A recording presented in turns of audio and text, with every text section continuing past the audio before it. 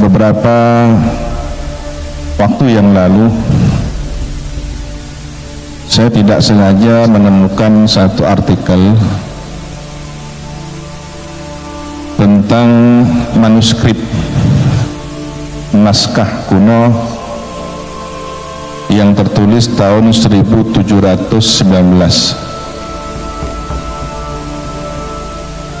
Masehi. Manuskrip ini adalah tentang jejaring ulama di Nusantara yang kategorinya menurut Bapak Guruta Ahmad Basuh kategori manuskrip atau naskah Bali Lombok. Jadi ada jejaring yang di situ dibagi per zona, jadi wilayah Jawa, Bali, Lombok, Ternate dan seterusnya hingga Papua yang memetakan tentang jejaring ulama para penerus Wali Songo,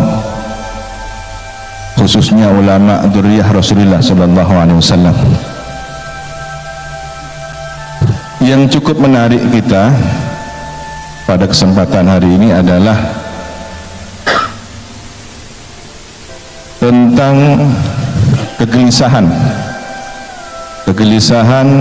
penulis manuskrip tersebut dengan berulang kali menyebut nama Sunan Giri, nasihat Sunan Giri, bagaimana seharusnya kita menjaga sejarah tentang jasa ulama yang secara khusus disebut keturunan baginda Nabi Muhammad SAW, penerus perjuangan Wali Songo.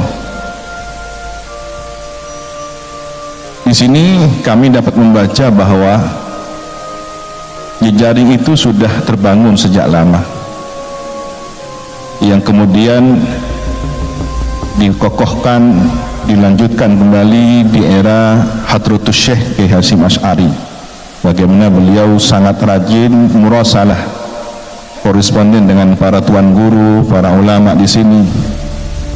Dan tidak heran kalau kemudian di Pulau Lombok ini warga NU-nya cukup banyak, karena memang dari sejarah panjang tersebut kita bisa kembali membaca hubungan ruhani, hubungan tidak hanya secara tertulis, tapi kami yakin beliau adalah seorang arif billah, para wali Allah, kekasih Allah yang saling terhubung ruhani mereka, dan keberkahannya kita rasakan pada hari ini. Alhamdulillah. Apa yang menarik dari manuskrip tersebut? Tentang, boleh dikata, kong kali kong atau konspirasi antara neo feudalisme dengan kolonial waktu itu untuk menghapus sejarah perjuangan para ulama pewaris perjuangan Wali Songo dzurriyyah Rasulullah. Seakan kejayaan teritorial Nusantara ini tanpa ada jasa mereka. Nah, kalau kita pernah dan sering mendengar slogan jas merah, ya kita punya jas hijau. Jangan sekali-kali melupakan jasa ulama, sejarah ulama. Dan boleh jadi konspirasi itu dalam bentuk yang lain di masa-masa yang akan datang, entah bernama neokapitalisme yang kemudian menawarkan pariwisata, menawarkan investasi di tanah kita sendiri, yang pada akhirnya kita harus mengkhawatirkan tidak menjadi tuan di tanah sendiri. Wal'iyadzubillah, semoga terhindar dari hal tersebut. Dan ujung tombaknya sekali lagi harus kita sebagai penerus, pelanjut, dan pengkhidmah perjuangan para ulama tersebut. Mengingat bahwa sejarah pintu masuk peradaban Islam di Nusantara ini adalah perairan, pantai, ya, sangat terbuka sekali. Hal yang negatif pun terbuka, yang positif pun terbuka. Oleh karena itu, apa yang menjadi pesan nasihat Sayyidul Jadd almarhum Al-Mafullah Kiai Haji Raden As'ad Syamsul Arifin, beliau pernah berceramah sekali waktu dalam versi bahasa Indonesia di khalayak ramai seperti di stadion begitu, dan dokumen ini cukup viral di media sosial. Ada yang versi berbahasa Madura tanpa diketahui di mana beliau berceramah. Yang kami ingat semasa kecil dahulu, insya Allah para alumni juga mengingat bahwa beliau seringkali mengumpulkan para santri sekali waktu, tokoh-tokoh teras dari PBNU, dari Jakarta, tokoh negarawan, para politisi dihadirkan untuk memberikan wawasan kebangsaan kepada para santri dan masyarakat luas di Situbondo. Apa yang beliau kisahkan ternyata ini menjadi dokumen yang sangat penting.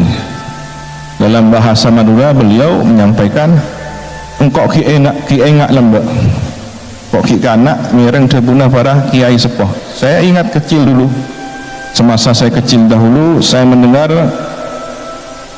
pembicaraan para sesepuh dari kiai-kiai.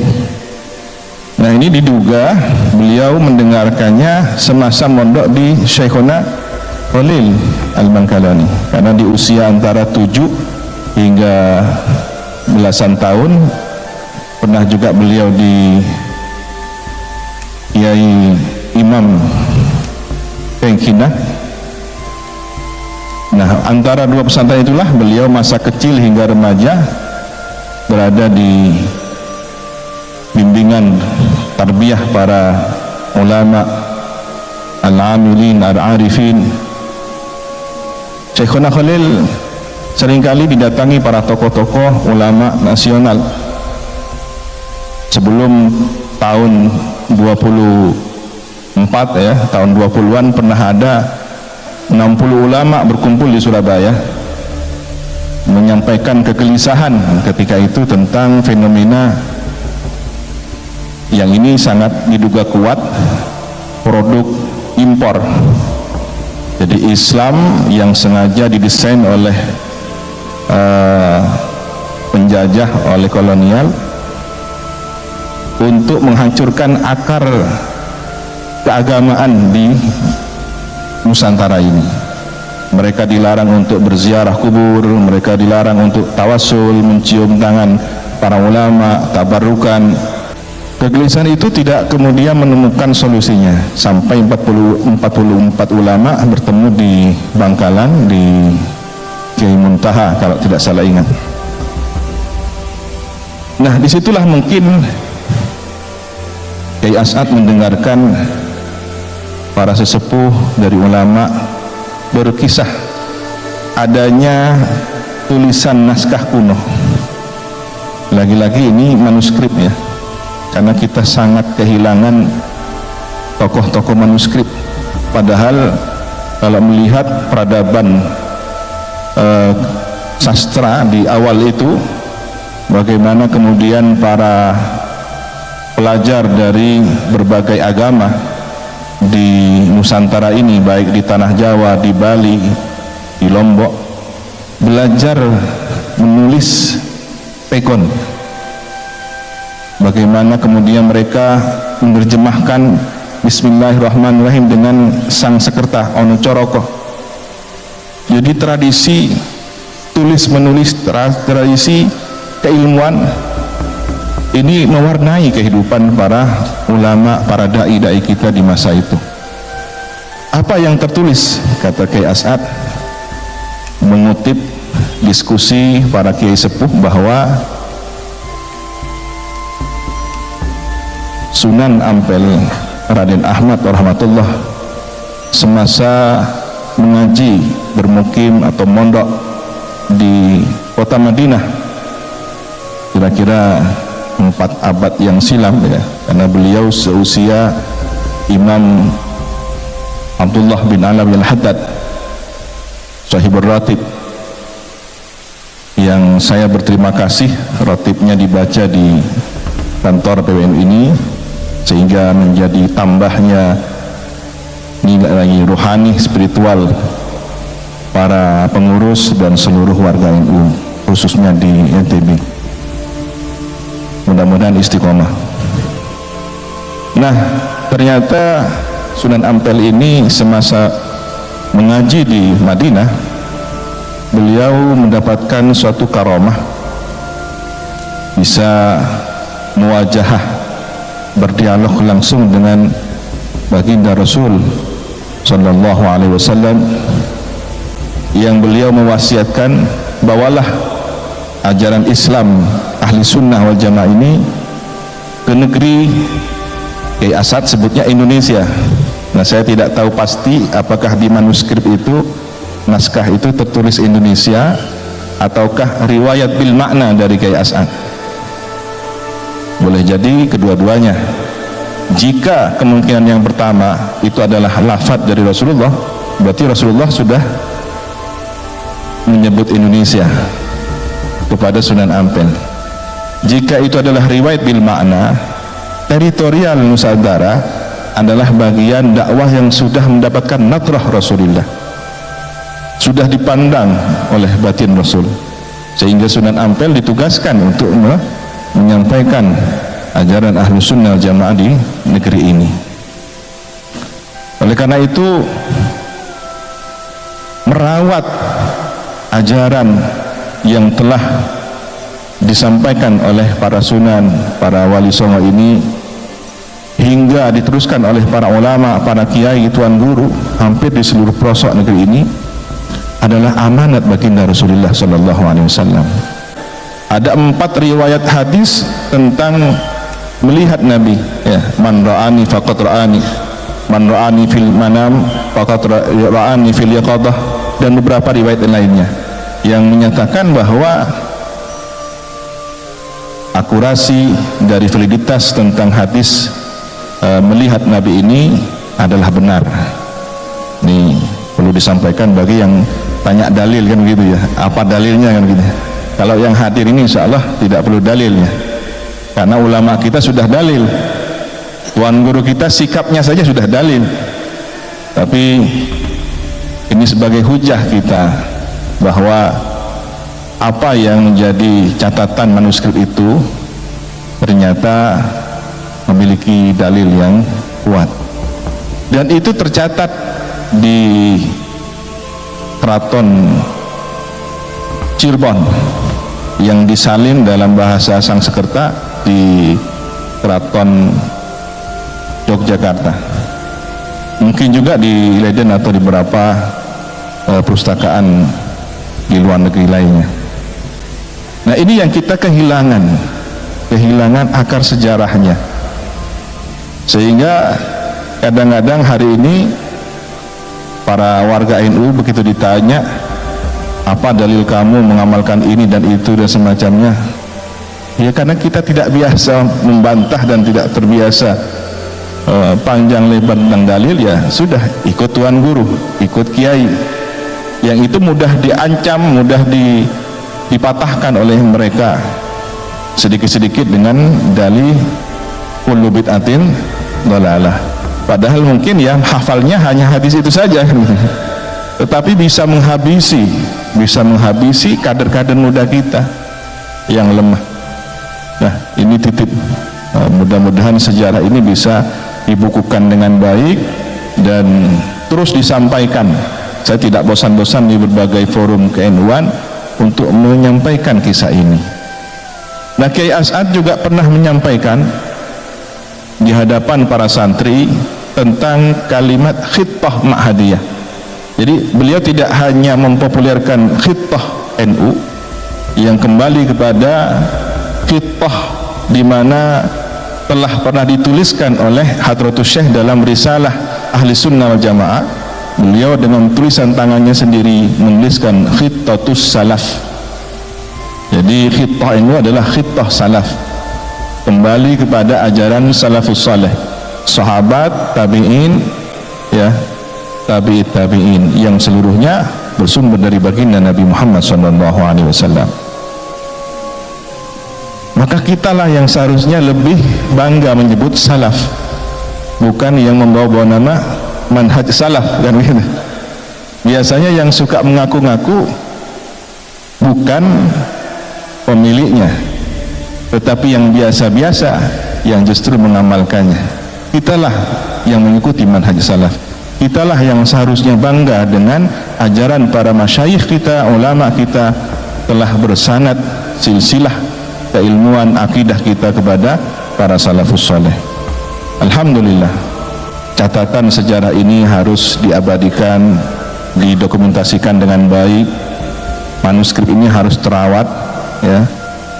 Dan di Indonesia masih sedikit tokoh pakar manuskrip, masih sedikit yang serius membidangi tentang persoalan naskah-naskah kuno ini.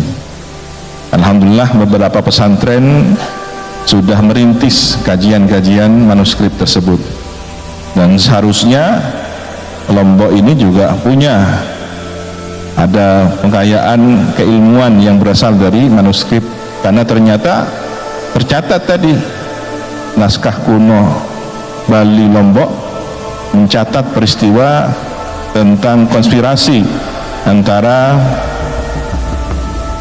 kolonial Belanda dengan neo feudalisme di zaman itu, tahun 1719.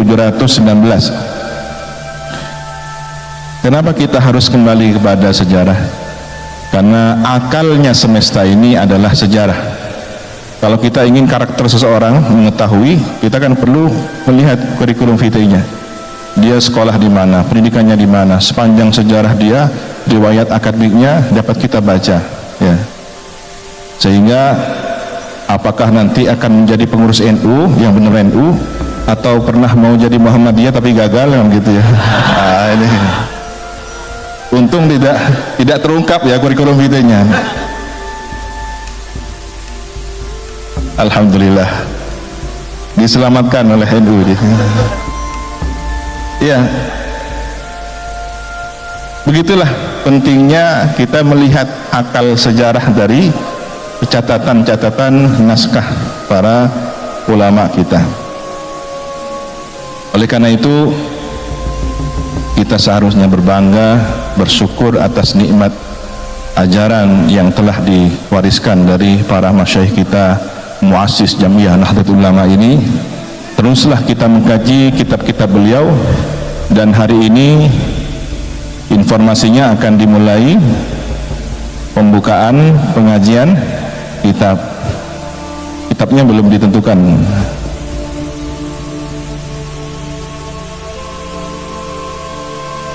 Barakallahu fikum. Nah, Masya Allah.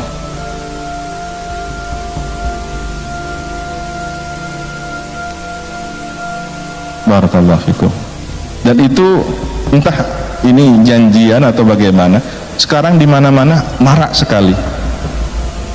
Jadi mulai dari MWJNU, bahkan di Ranting, kemudian di PC-PCNU, di beberapa PWNU juga memulai kajian-kajian semacam itu.